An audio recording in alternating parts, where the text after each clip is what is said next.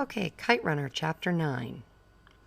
Sitting in the middle of my room the next morning, I ripped open a box after box of presents. I didn't know why I even bothered, since I just gave them a joyless glance and pitched them to the corner of the room. The pile was growing there. A Polaroid camera, a transistor radio, an elaborate electric train set, and several sealed envelopes containing cash. I knew I'd never spend the money or listen to the radio, and the electric train would never trundle down its tracks in my room. I didn't want any of it. It was all blood money. Baba would have never thrown me a party like that if I hadn't won the tournament. Baba gave me 2 presents. One was sure to be the envy of every kid in the neighborhood, a brand new Schwinn Stingray, the king of all bicycles. Only a handful of kids in all of Kabul owned a new Stingray, and now I was one of them. It had high-rise handlebars with black rubber grips and its famous banana seat. The spokes were gold-colored and the steel frame body red, like a candy apple, or blood. Any other kid would have hopped on the bike immediately and taken it for a full block skid. I might have done the same thing a few months ago. "You like it?" Baba said, leaning in the doorway to my room. I gave him a sheepish grin and a quick thank you. I wished I could have mustered more. "We could go for a ride," Baba said. An invitation, but only a half-hearted one. "Maybe later. I'm a little tired," I said. "Sure," Baba said. "Baba?" "Yes?" "Thanks for the fireworks," I said. A thank you, but only a half-hearted one. "Get some rest," Baba said, walking toward his room. The other present Baba gave me, and he didn't wait around for me to open this one, was a wristwatch. It had a blue face with gold hands in the shape of lightning bolts. I didn't even try it on. I tossed it on the pile of toys in the corner. The only gift I didn't toss on that mound was Rahim Khan's leather-bound notebook. That was the only one that didn't feel like blood money. I sat on the edge of my bed, turned my notebook in my hands, thought about what Rahim Khan had said about Humaira, how his father's dismissing her had been for the best in the end. She would have suffered.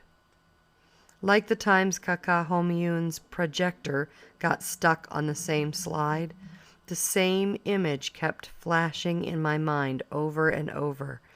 Hassan, his head downcast, serving drinks to Asaf and Wally. Maybe it would be for the best. Lessen his suffering. And mine, too. Either way, this much had become clear. One of us had to go. Later that afternoon, I took the Schwinn for its first and last spin. I pedaled around the block a couple of times and came back. I rolled up the driveway to the backyard where Hassan and Ali were cleaning up the mess from last night's party. Paper cups, crumpled napkins, and empty bottles of soda littered the yard. Ali was folding chairs, setting them along the wall. He saw me and waved. You guys, I want to stop there for a second and talk about a reading strategy. Not so much a literary element like I've been doing, but a strategy. The way this author writes, and many like him, he sets up an idea and then carries it out. And as readers, he expects us to understand the idea that he set up. So I just want to go back to page 102 for a second, where he's thinking again about Rahim Khan. And I would submit again, every time Rahim Khan is in a scene, that's probably important. So Rahim Khan talks about a woman that he loved, who eventually was let go. And he says it was for the best because she would have suffered. The author in this situation is setting up a situation that he wants you to understand and follow through. Someone would have suffered, someone was let go. And what he wants, the foreshadowing element that he wants to conclude here is that Hassan needs to be let go. The difference that I want to point out that as readers you should also notice is that when Amir says maybe it would be for the best, That is a very half-hearted sentiment. I think the author wants us to realize that in his heart, Amir knows it would not be for the best to let Hassan go. It would only be for Amir to kind of release his own guilt, to make him not have to see what he did in not advocating for Hassan. So as the next pages roll on, that idea that the author establishes here about letting somebody go to reduce their suffering is going to be carried out. So as readers, I want you guys to start paying attention to how the authors set up their storylines so that you know that for the next page, two, maybe chapter, maybe couple, this is the idea they're going to be following through with. Okay, I'm back on page 103. Salam, Ali, I said, waving back. He held up a finger, asking me to wait, and walked to his living quarters. A moment later, he emerged with something in his hands. The opportunity never presented itself last night for Hassan and me to give you this, he said, handing me a box. It's modest and not worthy of you, Amir Aga, but we hope you like it still. Happy birthday. A lump was rising in my throat. Thank you, Ali, I said. I wished they hadn't bought me anything. I opened the box and found a brand new Shahnameh, a hardback with glossy colored illustrations beneath the passages. So it's a book.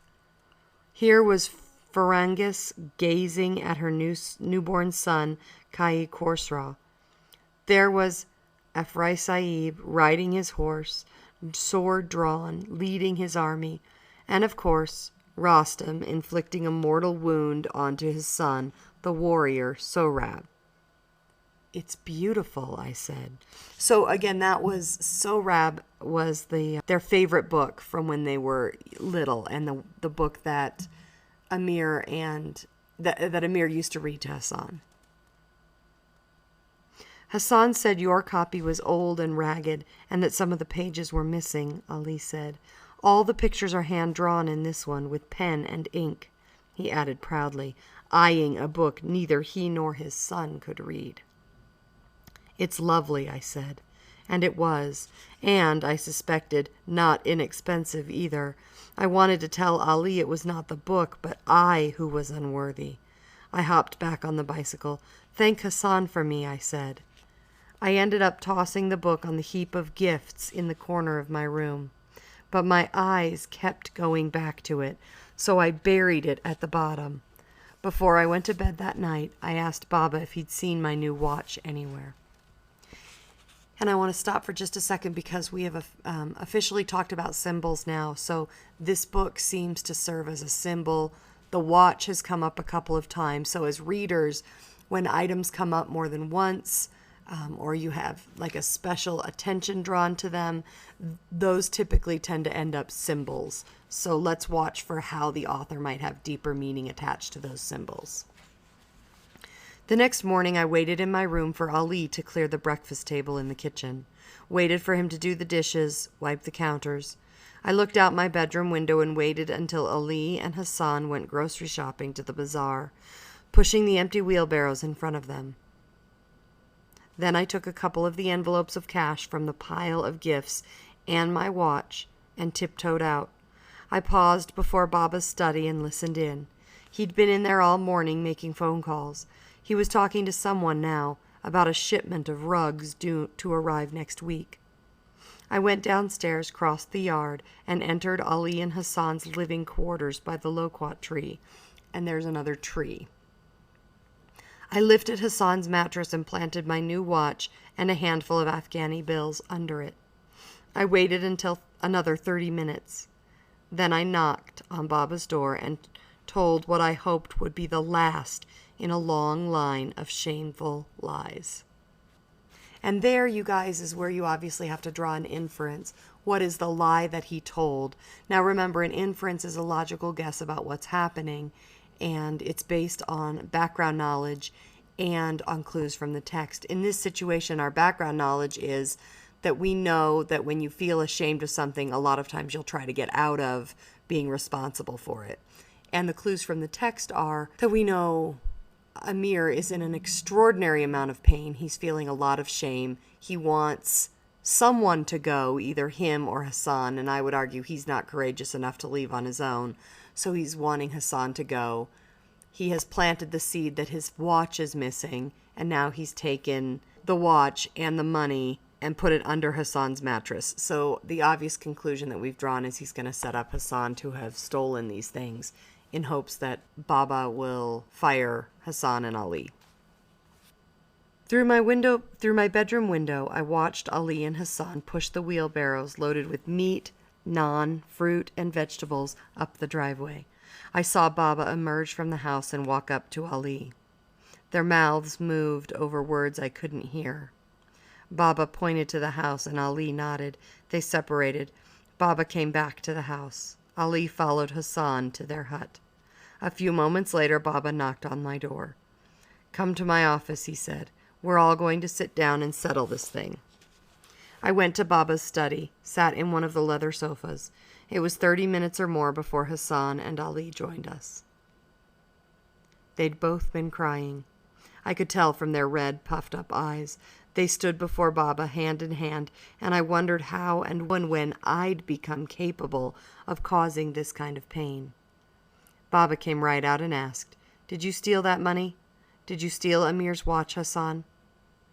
Hassan's reply was a single word, delivered in a thin, raspy voice. "Yes." I flinched like I'd been slapped. My heart sank, and I almost blurted out the truth. And then I understood. This was Hassan's final sacrifice for me. If he'd said no, Baba would have believed him, because we all knew Hassan never lied. And if Baba believed him, then I'd be the accused. I would have to explain, and I would be revealed for what I really was. Baba would never, ever forgive me. And that led to another understanding. Hassan knew. He knew I'd seen everything in that alley, that I'd stood there and done nothing. He knew I had betrayed him, and yet he was rescuing me once again, maybe for the last time. I loved him in that moment, loved him more than I'd ever loved anyone, and I wanted to tell them all that I was the snake in the grass, the monster in the lake. I wasn't worthy of this sacrifice. I was a liar, a cheat, and a thief. And I would have told, except that a part of me was glad that this would all be over soon. Baba would dismiss them. There would be some pain, but life would move on. I wanted that, to move on, to forget, to start with a clean slate. I wanted to be able to breathe again. Except Baba stunned me by saying, "I forgive you." Forgive? But theft was the one unforgivable sin, the common denominator of all sins. When you kill a man, you steal a life. You steal his wife's right to a husband, rob his children of a father. When you tell a lie, you steal someone's right to the truth. When you cheat, you steal the right to fairness. There is no act more wretched than stealing. Hadn't Baba sat me on his lap and said those words to me? How could he just forgive Hassan? And if Baba could forgive that, then why couldn't he forgive me for not being the son he'd always wanted? Why? "We are leaving, Aga Sahib," Ali said. "What?" Baba said, the color draining from his face. "We can't live here any more," Ali said. "But I forgive him, Ali, didn't you hear?" said Baba. "Life here is impossible for us now, Aga Sahib. We're leaving." Ali drew Hassan to him, curled his arm around his son's shoulder. It was a protective gesture, and I knew whom Ali was protecting him from. Ali glanced my way, and in his cold, unforgiving look, I saw that Hassan had told him. He had told him everything. About what Asif and his friends had done to him, about the kite, about me. Strangely, I was glad that someone knew me for who I really was. I was tired of pretending. "I don't care about the money or the watch," Baba said, his arms open, palms up. "I don't understand why you're doing this. What do you mean, impossible?" "I'm sorry, Aga Sahib, but our bags are already packed. We have made our decision." Baba stood up, a sheen of grief across his face. "Ali, haven't I provided well for you? Haven't I been good to you and Hassan? You're the brother I never had, Ali. You know that. Please don't do this." "Don't make this even more difficult than it already is, Aga Sahib," Ali said. His mouth twitched, and for a moment I thought I saw a grimace.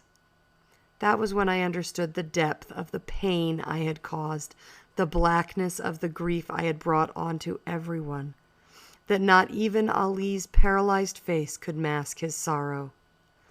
I forced myself to look at Hassan, but his head was downcast, his shoulders slumped, his finger twirling a loose string on the hem of his shirt. Baba was pleading now. "At least tell me why. I need to know." Ali didn't tell Baba, just as he didn't protest when Hassan confessed to the stealing. I'll never really know why, but I could imagine the two of them in that dim little hut, weeping, Hassan pleading him not to give me away. But I couldn't imagine the restraint it must have taken Ali to keep that promise. "Will you drive us to the bus station?" "I forbid you to do this," Baba bellowed. "Do you hear me? I forbid you." "Respectfully, you cannot forbid me anything, Aga Sahib," Ali said. "We don't work for you anymore." "Where will you go?" Baba asked. His voice was breaking. "Hazarajat." "To your cousin?" "Yes. Will you take us to the bus station, Aga Sahib?" Then I saw Baba do something I had never seen him do before. He cried. It scared me a little, seeing a grown man sob. Fathers weren't supposed to cry. "Please," Baba was saying, but Ali had already turned to the door, Hassan trailing him. I'll never forget the way Baba said that, the pain in his plea, the fear. I think this is super sad for me because I think that as human beings we often do this and don't realize it, especially when we're younger, like Amir is in this case. He's only 13 years old, and all he wants is to escape the pain of his own shame.